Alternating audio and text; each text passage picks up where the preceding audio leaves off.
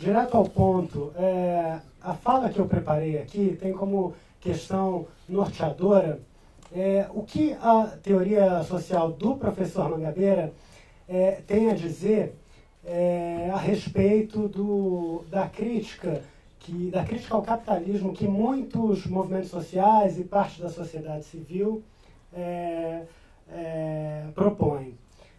Em outras palavras, é um desdobramento, eu gostaria de fazer aqui um desdobramento para o pensamento ambiental e para a Amazônia brasileira especificamente, daquela crítica que o professor Carlos Sávio mencionou mais cedo, de alguns que veem o capitalismo como o problema do Brasil. O capitalismo é o problema do Brasil. Muito bem, como é que isso se desdobra para a Amazônia? Como é que isso se desdobra para o pensamento ambiental? Esse é o meu foco. Eu organizei a minha apresentação em torno de alguns tópicos. Em primeiro lugar, eu vou apresentar quem são esses agentes que produzem essa crítica, as consequências dessa crítica no entendimento do Brasil e da Amazônia especificamente. Em seguida, eu apresento o aporte intelectual que o professor Mangabeira pode fazer a esse debate e, por fim, faço algumas considerações para a gente buscar caminhos para a reconstrução dessa visão e de que modo essa visão pode ser reconstruída. Então, muito bem, há inúmeras abordagens, né? Há inúmeras pontuações, modos de se enxergar os problemas ambientais e problemas climáticos que estamos enfrentando. Mas há grupos da sociedade civil que a gente pode mencionar aqui, parte da intelectualidade, grupos ecofeministas, ecossocialistas, movimentos de atingidos por barragens, enfim, inúmeros outros que enxergam o problema da Amazônia como um problema de avanço do capitalismo, né? E fazem uma crítica muito dura ao consumismo, né? Movimentos anti-globalização também são outros grupos que podem ser identificados nessa linha também, né? Então, acontece que, ao dizer isso, as propostas de transformação e de mudança tornam-se muito vagas, muito estéreis. Ou seja, a retórica é agressiva, é pretensamente revolucionária, mas do ponto de vista da transformação institucional, isso é muito, muito vago, né? Então, por exemplo, a partir dessa perspectiva, a gente tem a seguinte leitura dos processos de ocupação e de desenvolvimento da Amazônia, especialmente dos anos 60 em diante. De um lado, o avanço do capitalismo sobre a região, e aí eu cito um livro, a minha edição é de 77, eu realmente confesso que não sei se é a primeira, mas o professor Fernando Henrique escreveu um livro chamado Amazônia, Expansão do Capitalismo. É um exemplo dessa visão, né, que vê isso como uma perspectiva. Então temos essa perspectiva, e de outro lado temos aqueles que se veem como protetores da floresta em relação a esse avanço, né? A ideia de conservação de parte da floresta como um espaço do idílico, como um espaço de preservação, inclusive do avanço das sociedades modernas, né?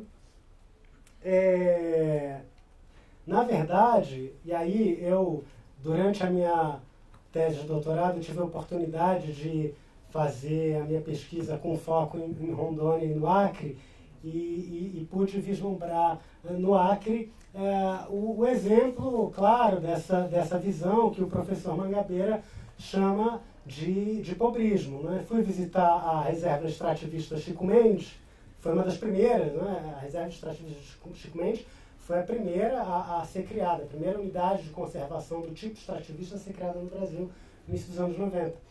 E, bom, lá o que se tem, o que se almejava inicialmente era que coletividades, né, várias famílias, pudessem viver da floresta. Então, coletando castanha, açaí, e o que seja. Acontece que isso mostrou-se profundamente antitransformador. As pessoas viviam nisso, faziam essa coleta durante 2, 3 meses, porque depende do ciclo, espalhados na floresta, então uma atividade de baixa produtividade, evidentemente ganhavam pouco, o Estado ainda subsidiava. Então, isso de fato não transformava a vida das pessoas. E o que elas fizeram? Passaram a cultivar gado lá dentro, né? E o gado é exatamente um exemplo do avanço desse capitalismo na Amazônia. É curioso isso. Para quê? Para ajudar a ganhar a vida. Então, assim, é uma maneira do ponto de vista prático, né, essa alternativa mostra-se profundamente antitransformadora e é exemplo claro do pobrismo, né? E por conta dessa incapacidade de pensar a transformação institucional, né? E aí, acho que o professor Mangabeira, quando ele aponta ali aquele tripé que organiza a teoria das estruturas profundas, dá alguns caminhos para a superação desse impasse, né? Porque, na verdade, esses dois modos de ver a Amazônia nos últimos tempos, o avanço do capitalismo e a proteção contra o avanço do capitalismo, elas são irmãs siamesas na falta de criatividade transformadora, né? Na falta de pensar a criatividade, as alternativas possíveis diante das contingências que estão ali apresentadas. Então, a teoria o aporte intelectual do professor na teoria das estruturas profundas, acho que pode abrir um caminho para isso. A principal teoria das estruturas profundas que o professor menciona é justamente o marxismo, né? E o Marx dedicou boa parte do seu trabalho para estudar justamente o capitalismo, né?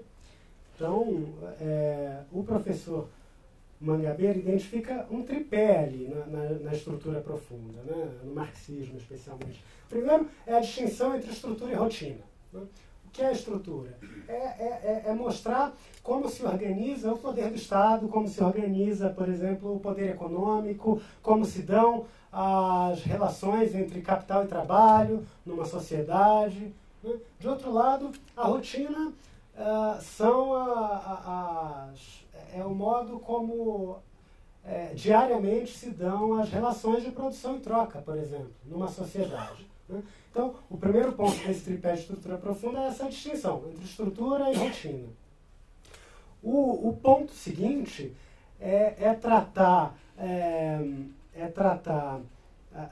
o capitalismo, o socialismo, o comunismo, o feudalismo, enfim, os modos de produção como estruturas repetíveis e indivisíveis, né? Ou seja, ou o capitalismo ele cai de uma vez em bloco e vamos caminhar para o socialismo, ou ele se mantém, e caso se mantém inteiro, né?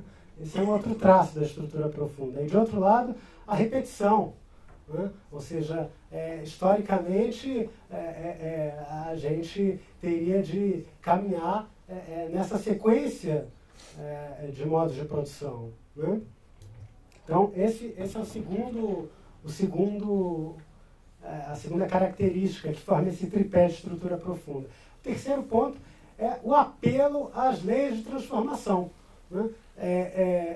Ou seja, a gente espera que em algum momento as injunções, né, as contradições internas daquele modo de produção vão nos levar ao modo de produção seguinte, ou seja, essa característica, esse caráter funcionalista, né, do marxismo. Então, o marxismo, para o professor Mangabeira, reúne, né, esse tripé de características. E isso é claramente insuficiente para pensar a transformação institucional. Vejamos, por exemplo,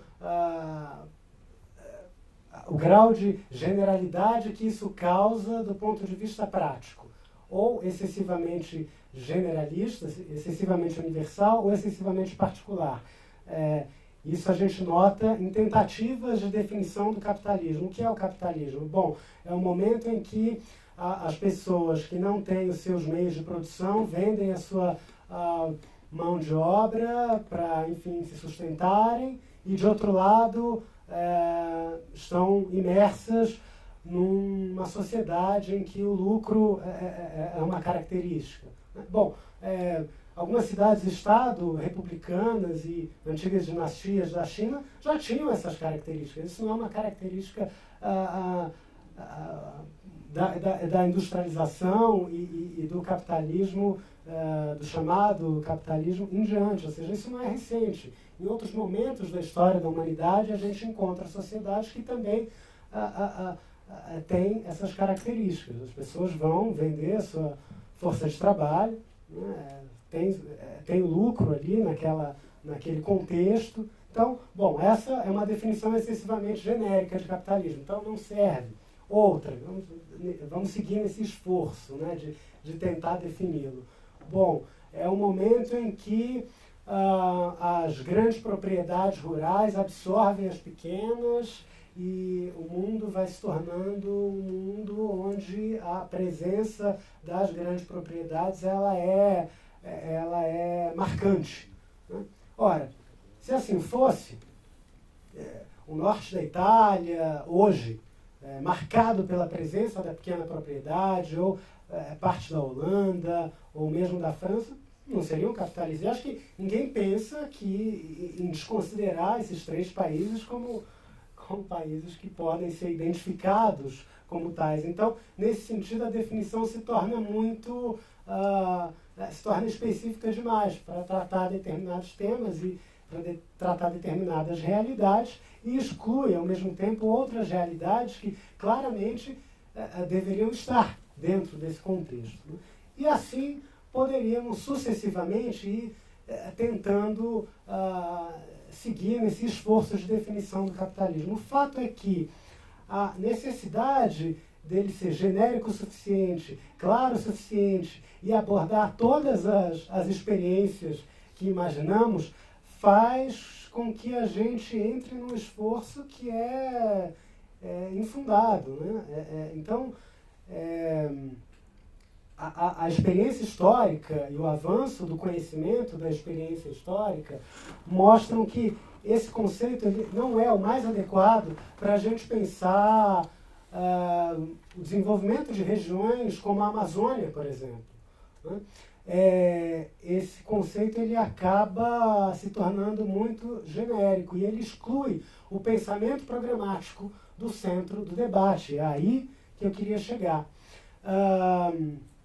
O pensamento programático, né, essa ausência de horizonte programático proposta por essa interpretação do país a partir do conceito de capitalismo, ela se torna, ela faz com que o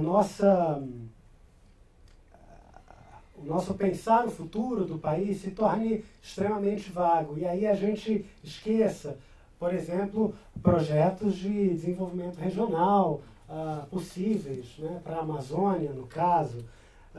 Ela tempera esse discurso, ela é um discurso, claro, muito retoricamente revolucionário, mas na prática ela não tem essa ambição transformadora que o pensamento programático tem.